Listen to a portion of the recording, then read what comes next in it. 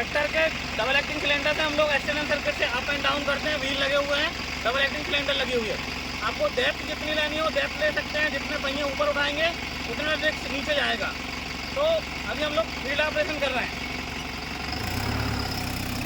एक चीज़ और ध्यान रखिएगा, हमेशा आप जब हैरो चला रहे हैं तो हैरो को हमेशा क्या होता है, लेफ्ट साइड ही टर्न करना है, राइट साइड टर्न नहीं करना है।